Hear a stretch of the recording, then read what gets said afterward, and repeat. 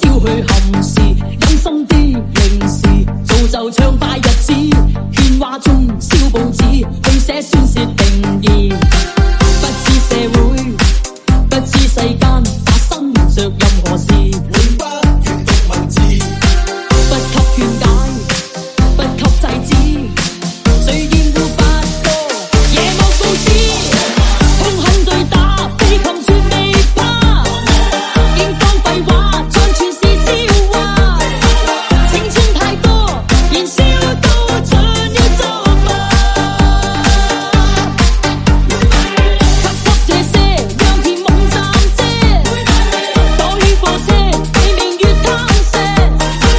青春換寫，從不往後看昨夜。